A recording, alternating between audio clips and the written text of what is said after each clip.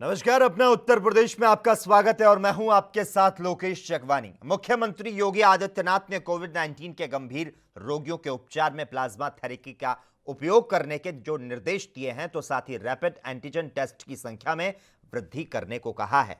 उन्होंने कहा कि कोरोना के प्रसार को रोकने में कॉन्टैक्ट ट्रेसिंग की महत्वपूर्ण भूमिका है। यह काम ज्यादा सावधानी और धैर्य के साथ किया जाए। L2 और L3 कोविड अस्पतालों में बेड की संख्या बढ़ाई जाए। कोविड अस्पतालों में सभी वेंटिलेटर को क्रियाशील रखा जाए। उन्होंने कहा कि प्रदेश सरकार राज्य की 23 करोड़ जनता को प्रभावी चिकित्सा सुविधाएं देने का कार्य कर रही है।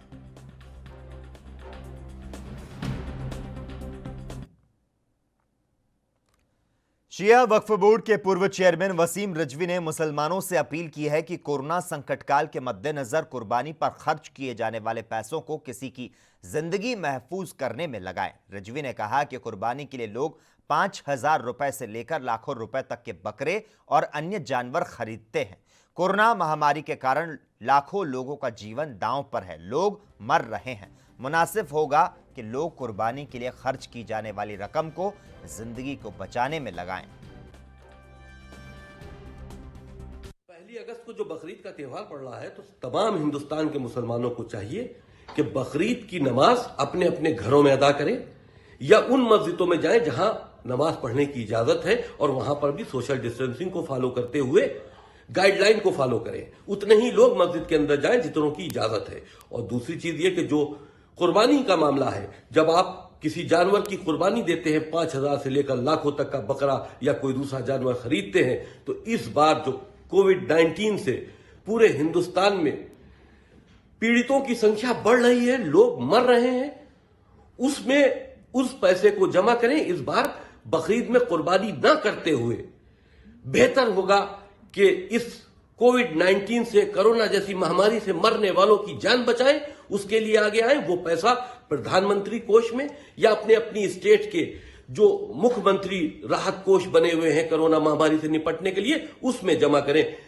कुर्बानी देने से बेहतर यह है कि किसी इंसान की जान बचाई जाए। यूपी सरकार में मंत्री गुलाब देवी का अजब बयान सामने आया। मंत्री की नजर में वह चाइना महान है जिसने भारत समेत दुनिया को कोरोना में झोंक दिया और भारत के सैनिकों को तो धोखे से गलवान में शहीद कर दिया। उन्होंने यह बयान सपा संसद के नमाज पढ़ने की अपील पर दिया। मंत्री जी ने क्या कुछ कहा, आइए आपको सुनाते हैं। लेकिन मैं आपके संज्ञान में इतना डालना चाहती हूँ कि वर्तमान परिस्थिति को सांसद जी जानते हैं और वो भी निश्चित रूप से सोशल डिस्टेंसिंग का पालन कर रहे होंगे। ऐसी स्थिति में जो इस तरह का वक्तव्य दे रहे हैं, ये केवल एक खोखली राजनीति को चमकाने के लिए कर रहे हैं, जो मैं नहीं समझती कि इस प्रकार की बातें क्यों कर रहे हैं। अच्छा, कितना उचित है? उन्होंने इस तरह की सरकार से मांग की है कि कोरोना, उनकी नमाज पढ़ने से कोरोना भाग जाएगा, सारी जमाती जो मतलब जो भी है। इसका मेरे पास ये कोई जवाब नहीं है कि कोरोना इस तरह से भागेगा। आज अमेरिका और चीन जैसी महान हस्तियां लाचार बनी बैठी हैं, मजबूर बनी बैठी हैं। केवल भारत एक ऐसा है जो इससे लड़ने में अपनी क्षमता के लिए आगे ला रहा है और हम लोगों ने कोरोना के लिए पछाड़ा है। और वो सब जनता के सहयोग से, प्रशासन के सहयोग से और जो स्वयंसेवी संस्थाएं उनके सहयोग से हम लोग इस पर विजय प्राप्त करने का। गाजियाबाद के पत्रकार विक्रम जोशी हत्याकांड को लेकर बीजेपी नेता हरीश श्रीवास्तव ने कहा कि लोकल थाने में तुरंत एक्शन नहीं लिया गया, तो साथ ही उन्होंने विपक्ष पर भी पलटवार किया। की जो घटना सामने आई, निश्चित रूप से अंतर को झकझोरने वाली घटना है, बहुत ही दुखद है और बहुत पीड़ादायी है। परंतु जो मामला पूरा का पूरा सामने आया, उसमें जो लोकल पुलिस थी, लोकल थाना था, कहीं न कहीं उसका त्वरित एक्शन उसने नहीं लिया, जिसके कारण अपराधियों ने ये दुस्साहस किया। सरकार ने वहाँ के एक एसआई को, जो चौकी इंचार्ज था, उसको सस्पेंड किया है। जो भी अधिकारी उसमें दोषी पाएंगे जाएंगे स्थानीय पुलिस प्रशासन के, सरकार कड़ी से कड़ी कार्रवाई उनके खिलाफ सुनिश्चित करेगी और इस बात का भी बंदोबस्त करेगी कि जिस तरह से थानों में त्वरित एक्शन न होने के कारण, शिकायतों के त्वरित निस्तारण न होने के कारण इस तरह की विभत्स घटनाएं घट जाती हैं, उस पर प्रभावी नियंत्रण हो, वो थाने जवाबदेह बनाए जाएं इस पर भी सरकार पूरी तरह से काम करेगी। और जहाँ तक पीड़ित परिवार को, माननीय मुख्यमंत्री जी ने विक्रम जोशी की पत्नी को नौकरी, उस परिवार को 10 लाख रुपए का मुआवजा और बच्चियों को निःशुल्क शिक्षा की व्यवस्था करने की बात सरकार द्वारा। किसी भी अपराध, कोई भी अपराध हो वो निंदनीय होता है, लेकिन जहाँ तक विपक्ष की आलोचना का सवाल है, विपक्ष सकारात्मक सवाल खड़े करे वो उसका लोकतंत्र में स्वागत है। लेकिन अगर आप देखें पिछली सरकारों में, तो जिस तरह से सपा बसपा सरकारों में गुंडे, अपराधियों, माफियाओं को संरक्षण राजनीतिक मिला, उसी का परिणाम रहा कि पूरे उत्तर प्रदेश में अपराधियों का दुस्साहस बहुत बढ़ गया, जिसको लेकर के जब से योगी जी की सरकार आई निरंतर उसने कार्रवाई करने का काम किया। लगभग 4000 के करीब पुलिस एनकाउंटर हुए होंगे, जिसमें हजारों अपराधी जेल के सीखों में सड़ रहे हैं। और मुझे लगता है कि दर्जनों अपराधी जो पुलिस के, जो दुर्दांत अपराधी थे, वो पुलिस के मुठभेड़ में मारे भी गए हैं। तो जो सरकार ने जो संकल्प है, सरकार उस पे निरंतर काम कर रही है। और आप प्रतिदिन देखिए जिस तरह से पूरे उत्तर प्रदेश में अपराधियों के खिलाफ कार्रवाई सामने आती है, वो इस बात का पुख्ता। राजधानी लखनऊ में विधान परिषद दल के नेता और कांग्रेस प्रवक्ता दीपक सिंह ने यूपी के कानून व्यवस्था और राजस्थान में चल रही सियासी खींचतान को लेकर क्या कुछ कहा, आइए आपको सुनाते हैं। विक्रम जोशी के मुद्दे पर उत्तर प्रदेश की कानून व्यवस्था, उत्तर प्रदेश की पुलिसिया पर सवाल निशान खड़ी करती है। अगर पत्रकार सुरक्षित नहीं है, शहर में सुरक्षित नहीं है, अगर किसी पीड़ित पक्ष की शिकायत करने जाते हैं और जिनकी क्रिमिनल हिस्ट्री पहले से ही ज़बरदस्त रही हो, और वो आदमी कैमरे के सामने आके किसी पत्रकार की हत्या करता है, तो उत्तर प्रदेश में क्या हो रहा है, उत्तर प्रदेश की पुलिस के कारनामे क्या हैं, ये स्पष्ट दिखाई पड़ता है। प्रियंका गांधी जी ने मांग की है कि कम से कम उत्तर प्रदेश में जो पीड़ित पक्ष थाने में शिकायत लेके जाए, तो उसके साथ इस तरह जब घटनाएं घटती हैं तो कहीं ना कहीं ये दिखाता है कि उत्तर प्रदेश में कानून का राज समाप्त हो चुका है, उत्तर प्रदेश पूरी तरह से जंगल राज में बदल चुका है। मुझे लगता है इस समय देश में लोकतांत्रिक व्यवस्थाएं समाप्त होती जा रही हैं। 10वीं अनुसूची हो, विधायिका और कार्यपालिका हो, उनके अपने अपने दायित्व हैं। जिस तरह से स्पष्ट तौर पर सुप्रीम कोर्ट की 5 सदस्यीय बेंच ने ऑर्डर दिए हैं कार्यपालिका के लेकर, न्यायपालिका को लेकर, केशव सिंह प्रकरण में, तमाम ऐसी चीज़ें हैं कि एक समय तक आप स्पीकर के खिलाफ या विधानमंडल की कार्रवाई के खिलाफ कोर्ट कोई हस्तक्षेप एक समय सीमा तक नहीं कर सकता है। तो मुझे लगता है कि ईश्वर से प्रार्थना करेंगे कि देश में कानून का राज बचा रहे, राजस्थान में कानून का राज हो, स्थापित हो। अन्यथा आने वाले समय में अगर ऐसे चलता रहा तो लोग हमारे देश का मजाक बनाएंगे। हमारे देश के लोकतंत्र का जो एक ऐसा आईना है जो दुनिया भर में चर्चा होती, तारीफ होती, पूरा देश देख रहा है जिस तरह से राजस्थान के घटनाक्रम घट रहे हैं, जिस तरह से ईडी, सीबीआई, तरह तरह की एजेंसियां अपने पद का दुरुपयोग कर रही हैं सरकार के इशारे पर। समय अपने आप को प्रमाणित करता है कि यह एजेंसियां किसके कहने पर राजस्थान में छापे मार रही हैं, किसके कहने पर कार्रवाई कर रही हैं। आने वाले समय में देश की जनता इसका हिसाब देगी, क्योंकि हमारा देश लोकतांत्रिक देश है। आप एक समय सीमा तक, 5 वर्षीय योजना तक आप अहंकार में अत्याचार कर सकते हैं, सत्ता का दुरुपयोग, ताकत का दुरुपयोग कर सकते हैं, लेकिन 5 साल बाद जनता जवाब मांगती है और देश की सरकार हो या प्रदेश की सरकार हो तो जवाब देना पड़ता है। तो आने वाले समय में जिस तरह से ईडी, सीबीआई जैसी संस्थाओं का दुरुपयोग करने सरकारें हैं, उन्हें जवाब देना पड़ता है। देश में बढ़ते कोरोना संकट और प्रदेश में लगातार हो रही घटनाओं समेत देश के कई मुद्दों को लेकर कांग्रेस के राष्ट्रीय प्रवक्ता और राज्यसभा सांसद डॉक्टर पीएल पूनिया ने क्या कुछ कहा, आइए आपको सुनाते हैं। आज भी इतनी सब मशक्कत के बाद हमारे पास इसका कोई इलाज नहीं है, कोई दवा नहीं है, कोई वैक्सीन नहीं है, और इसका इलाज तो केवल एक ही है, जो हर व्यक्ति अपने आप को सुरक्षित रखे। बाहर निकलते हैं, घर से बाहर निकलते हैं तो मास्क पहन के निकलें, सोशल डिस्टेंसिंग मेंटेन करें, भीड़ में ना जाएं, भीड़ में जाएं तो वहाँ भी सोशल डिस्टेंसिंग मेंटेन करें, और अगर कुछ खांसी, बुखार, जुकाम होता है तो डॉक्टर को अवश्य दिखाएं। ये अगर हर हिंदुस्तानी ये करने लगे तो कोरोना को मात उसी दिन हो जाएगी।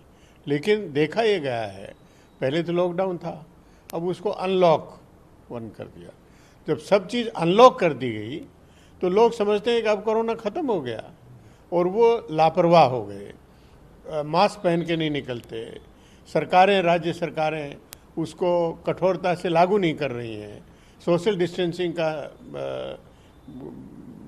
को लागू नहीं करते, पालन नहीं करते, और अनेक तरह से भारतीय जनता पार्टी के कई जलसे आए, उनके स्वागत समारोह आए हैं। देखिए, ये इसके ऊपर तो जवाब गृह मंत्री जी को देना चाहिए, प्रधानमंत्री जी को देना चाहिए।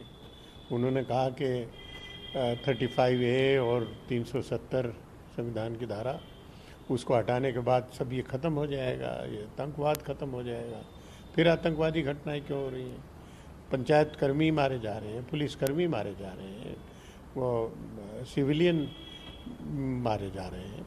फिर भी ये सब पूरा हो गया, आर्मी के हवाले है। अभी भी पूरी तरह से वहाँ सामान्य स्थिति सरकार ने क्लेम नहीं किया कि पूरी तरह से सामान्य है, हर व्यक्ति आसानी से घूम फिर सकता है, किसी के ऊपर कोई प्रतिबंध नहीं, ये सरकार ने नहीं कहा है। तो इसके ऊपर गंभीरता से सोच के और सरकार को बताना चाहिए, देश को इसको संज्ञान में लेना चाहिए। जो देश में बाढ़ की स्थिति अनेक हिस्सों में बहुत चिंता की बात है। आसाम में सबसे ज़्यादा 90 से ज़्यादा लोग मारे जा चुके हैं उसमें, और बिहार में भी इसी तरह से है। और खुल के जो सामने आई है वो भ्रष्टाचार इसमें बाढ़ नियंत्रण में जो पुल बनाया गया, 1 महीना पहले उसका उद्घाटन हुआ, बिहार में वो टूट के गिर जाता है। तो ये कहीं ना कहीं क्वालिटी से कंप्रोमाइज़ हुआ, कहीं ना कहीं भ्रष्टाचार की भेंट चढ़ा।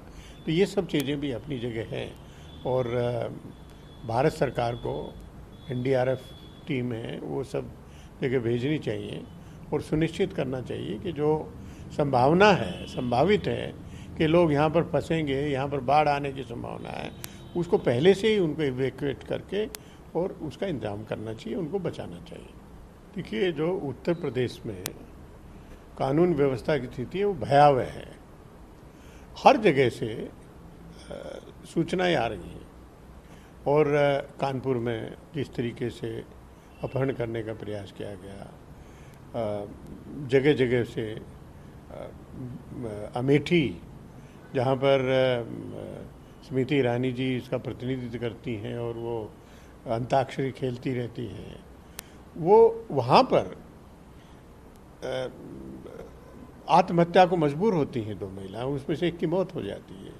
कल एक वीडियो वायरल हुआ है जिसमें एक फौजी जो छुट्टी पाया है और दबंगों ने उनके पिता को पीट पीट के मार डाला। वो चिल्ला के कह रहा है कि मैं अपने सीमा पर सुरक्षा करता हूँ, देश की सुरक्षा में लगा रहता हूँ, लेकिन अपने पिता को मैं सुरक्षित नहीं कर पाया, उनको बचा नहीं पाया। अपना उत्तर प्रदेश में खबरों का सिलसिला लगातार जारी है। यहां पर हम रुकते हैं एक छोटे से ब्रेक के लिए।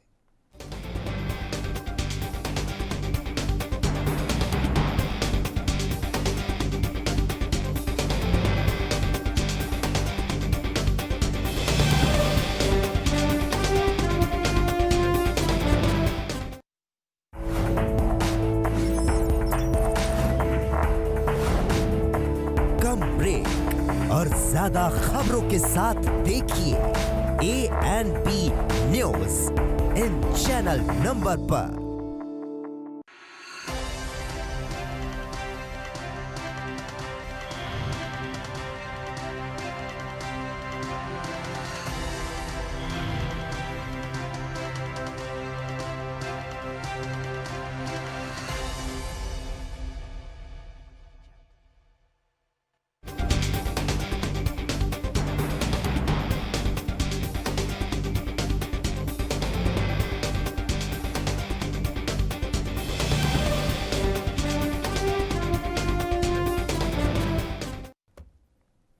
ब्रेक के बाद अपना उत्तर प्रदेश में एक बार फिर से आपका स्वागत है। मेरठ में मां बेटी की हत्या करने के बाद पुलिस कस्टडी से भागने वाले आरोपी शमशाद को पुलिस ने मुठभेड़ में धर दबोचा। हत्यारोपी के दोनों पैरों में गोली लगी है। पुलिस ने घायल बदमाश को गिरफ्तार कर जिला अस्पताल में भर्ती कराया। आपको बता दें, परतापुर में दूसरे समुदाय के शादीशुदा युवक ने एक महिला से पहले धर्म छिपाकर दोस्ती की और फिर दुष्कर्म के बाद शादी कर ली। इसका भेद खुलने पर आरोपी ने अपने साले के साथ मिलकर मां बेटी की गला घोंटकर हत्या कर दी और शव बेडरूम में गड्ढा खोदकर दबा दिया। 115 दिनों के बाद बुधवार को पुलिस ने फर्श तोड़वाकर दोनों के कंकाल को बरामद किया।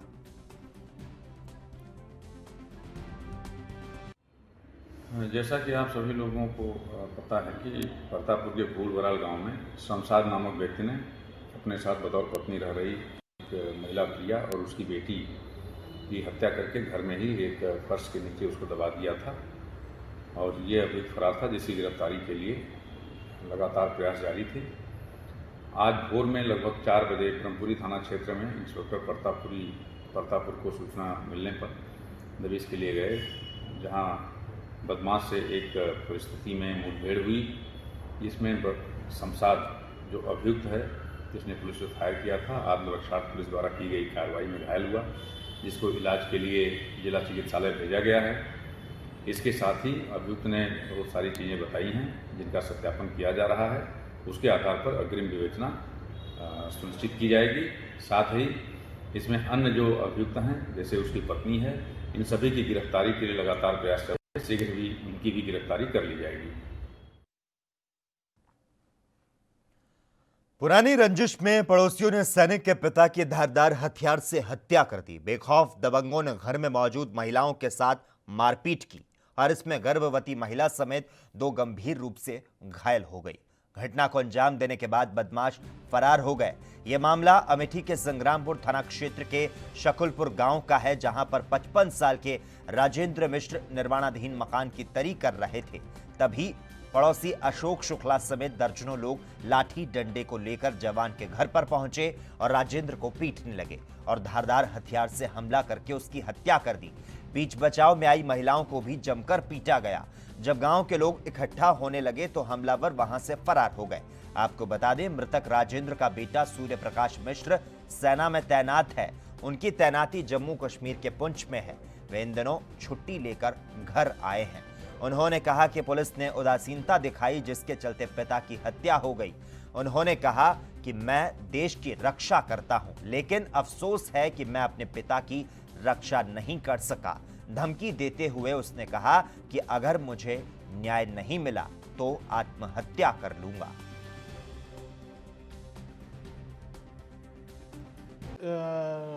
मिस्टर राजेंद्र प्रसाद मिश्रा हैं, ठेंगहा सुगुलपुर के निवासी, और मारपीट में शायद घायल हो गए थे और यहाँ पे ब्रॉड डेड लाए गए। जब यहाँ आए तो उनकी सांसें नहीं चल रही? नहीं, ब्रॉड डेड थे, मृत अवस्था। मेरा नाम सूर्य प्रकाश मिश्रा, मैं इंडियन आर्मी में तैनात हूँ। मैं पुंछ में हूँ। क्या समस्या है? समस्या आज हम घर पे नहीं थे, हमारे पिताजी को मार दिए हमारे पड़ोसियों ने। घर में घुस के धारदार हथियार से मार के लिटा दिए और महिलाओं को भी मारा। हमारे घर में कोई था नहीं सर। क्या बीमार? विवाद ही था कि हमारा दीवार प्लास्टर हो रही थी, उसके बीच में कोई था नहीं। उसी बीच हमारे पड़ोसी 6-7 लोग थे। अशोक कुमार, वागीश कुमार, चंद्रभान, गौरव, सत्यम। पुलिस ने कोई कार्रवाई नहीं? पुलिस ने कोई कार्रवाई नहीं किया। पुलिस ने इसके पहले भी काफी बार विवाद हुआ, पुलिस को मोड़ दिया गया, लिए नहीं, कोई सूचना नहीं हुई, कुछ हुआ नहीं साहब। आज फिर एक बैग हमारे घर के ऊपर चढ़ के हमारे छत पे हमारे घर में घुस के, हमारे घर में कोई नहीं था, इसलिए हमारे पिताजी को मार दिए। अभी हमारे पिताजी एक्सपायर हो गए। मैं खुद एक देश में सेवा करता हूँ, मैं खुद एक देश का जवान हूँ। मैं अपने पिता को नहीं बचा सकता तो मैं देश के लिए क्या करूँगा। मुझे आज बहुत शर्म महसूस हो रही है इस चीज के लिए कि मैं पूरे देश की रक्षा करने वाले मैं अपने परिवार को नहीं बचा पा रहा हूँ। मैं क्या कर सकता हूँ। इसलिए हमें प्रशासन से अनुरोध है कि जल्द से जल्द कार्रवाई हो और पकड़े जाए तुरंत 6 के 6 लोग। अगर नहीं होता है तो मैं आत्मदाह करूँगा। थाना क्षेत्र में उसी में राजेंद्र मिश्रा जी हैं। ये अपने घर की दीवार पे तिराई कर रहे थे प्लास्टर करने के लिए। उसी में इनके बगल के घर के कुछ लोग हैं, उनके द्वारा उन पर हमला किया गया और उनको गंभीर चोटें आई और चोटों के सीक्वेंस में ही वो जैसे CHC यहाँ अमेठी में आए तो उनकी मृत्यु हो गई। इसी प्रकरण का संज्ञान लेकर सभी हम लोग मौके पे आए हैं और इसमें अभी घटनास्थल भी मेरे द्वारा जाकर निरीक्षण किया जाएगा और एफएसएल को भी बुलाया गया है। तहरीर मिलते ही हम लोग इसमें मुकदमा पंजीकृत करके इसमें स्ट्रॉन्गेस्ट एक्शन लेंगे। वहीं शाहजहांपुर में बीजेपी विधायक रोशनलाल वर्मा ने एसपी कार्यालय पर जमकर हंगामा किया, जिसकी तस्वीरें इस समय खूब वायरल हो रही है। एसपी सिटी की एक बात से नाराज विधायक ने कार्यालय पर जाकर इस कदर से हंगामा किया कि वहां लोगों की भीड़ तक लग गई। दरअसल निगोही पुलिस ने ग्रामीणों को चोरी के आरोप में 3rd डिग्री दिया था, जिस पर विधायक को गुस्सा आ गया और पीड़ितों को लेकर वे एसपी ऑफिस पहुंच गए, जिसके बाद उन्होंने जमकर हंगामा किया।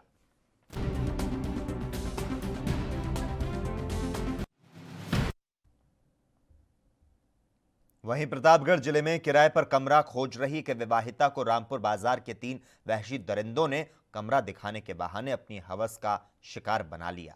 यह मामला फतनपुर थाना इलाके के रामपुर बाजार का बताया जा रहा है, जहां इसी इलाके के गांव में रहने वाली एक युवती स्थानीय बाजार रामापुर में किराए पर मकान खोज रही थी। एक परिचित व्यक्ति उसे कमरा दिखाने के बहाने बाजार के पास नवनिर्मित मकान में ले गया, जहां पर 2 लोग और भी मौजूद थे। आरोप है कि उन तीनों ने उसके साथ बारी बारी से दरिंदगी की। दुष्कर्म की शिकार हुई महिला फतनपुर थाना पहुंची और पूरी आपबीती सुनाई और न्याय की फरियाद की।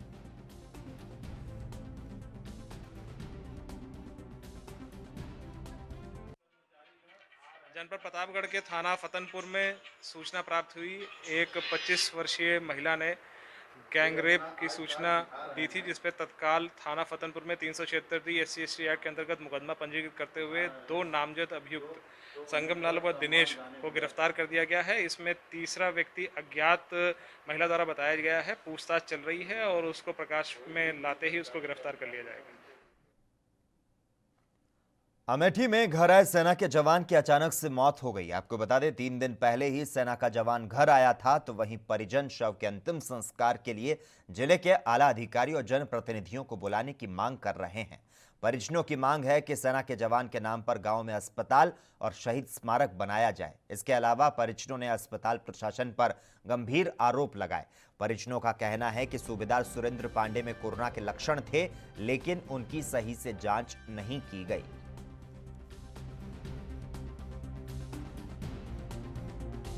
से ये जब आए घर पे आए हैं तो बेहोश की हालत में आए थे। वहाँ ये 5 दिन एडमिट थे। वहाँ इनकी सारी रिपोर्ट है। 19 तारीख को शाम को आए और 22 तारीख को ये बेहोश ही रहे थे। तो 22 तारीख को ये जो है सुबह उठे और जैसे टॉयलेट गए, ये बेहोश हालत में इनको हॉस्पिटल ले जाया गया। हॉस्पिटल वाले ने कहे कि इनका डेड हो गई है। हमारी प्रशासन से मांग है और क्या नाम है, माननीय मुख्यमंत्री जी से मांग है, माननीय आर्मी और लोगों से मांग है कि यह ड्यूटी पीरियड में ही एक्सपायर किए हैं। हमारी मांगे पूरी जब तक नहीं होंगी, हमारे जो सैनिक को एक शहीद का दर्जा दिया जाता है, जब तक ये हमारी मांगे पूरी नहीं होंगी तब तक हम लाश नहीं जलाएंगे। तो अमेठी प्रशासन यहाँ पर अभी तक आया? अभी तक प्रशासन कोई नहीं आया। बताइए कि जब 1.5-2 घंटा लगता है कोविड जांच के लिए और 20 मिनट में ही कोविड की जांच करके दे दिया, पोस्टमार्टम कर दिए। बताइए कैसे आ गए? ये 20 मिनट में कैसे आ गई ये रिपोर्ट? ये मैं प्रशासन से ये भी जानकारी जानना चाहता हूँ कि कोविड की कौन सी मशीन अभी वर्ल्ड में नहीं आई है, तो अमेठी में कैसे ये मशीन आ गई? हमको 20 मिनट में कोविड का कह दिया निगेटिव है। जालौन के कदोरा थाने में सिपाही ने आत्महत्या कर अपनी जीवन लीला समाप्त कर ली। सिपाही ने थाने में फांसी लगाकर अपनी जान दे दी। घटना की जानकारी मिलने पर थाने में हड़कंप मच गया। तो वहीं जिले के आला अधिकारी घटनास्थल के लिए रवाना हुए और मृतक सिपाही के परिजनों को सूचना दी गई। आत्महत्या किन कारणों से की गई, उनका पता अभी तक नहीं लग पाया है। फिलहाल पुलिस अधिकारी वजह पता करने में जुटे हुए हैं।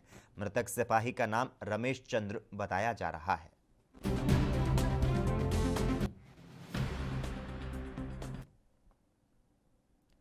झांसी में ग्वालियर झांसी राष्ट्रीय राजमार्ग पर दतिया से आ रहा एक मौसमी से भरा ट्रक पलट गया। ट्रक पलटने से इस हादसे में जहां 6 लोग घायल हो गए, तो वहीं एक व्यक्ति की घटनास्थल पर दुखद मौत हो गई। घटना की जानकारी मिलने के बाद स्थानीय प्रशासन मौके पर पहुंचा और ट्रक को रास्ते से हटाकर मार्ग को सुचारू करवाया। तो वहीं घायलों को अस्पताल में भर्ती कराया गया और मृतक के शव को पोस्टमार्टम के लिए भेज दिया गया।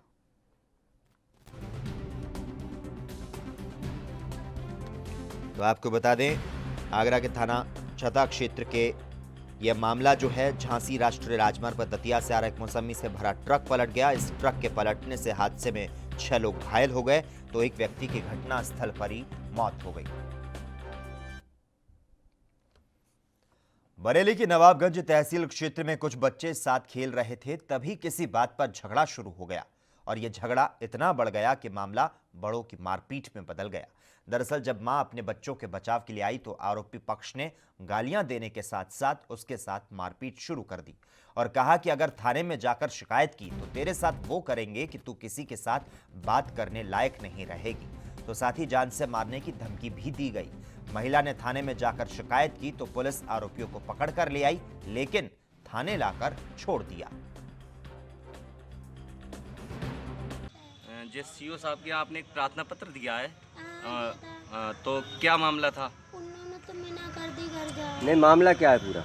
लड़ाई बच्चों में हुई तो हमने की गालियां मत दो मुझे, तो उनने मुझे मारा। किन्होंने मारा? क्या नाम है उनका? प्रेमपाल की माँ ने, बहन ने। अच्छा, आपके गांव के हैं वो? हमारे जेठ है। अच्छा, जेठ हैं आपके। तो अब ये चोट कैसे लगी आपके? चोट तो दूसरे दिन को सांझ को सुबह को मैं उठी तो उसने मुझे लैट्रिन में घुस रही थी तो उसने मुझे पकड़ कल को उसने मुझे पकड़, दोनों बाप बेटों ने मारा, ईंटों से मारा। ये पुलिस 100 नंबर फोन लगाया, पुलिस उठा के ले गई। फिर हमने कही हम आए थाने, फिर वो। और इसी के साथ ही अपना उत्तर प्रदेश में इतना ही, लेकिन देश और दुनिया के तमाम अहम खबरों के लिए लगातार आप जुड़े रहिए और देखते रहिए ANB न्यूज़।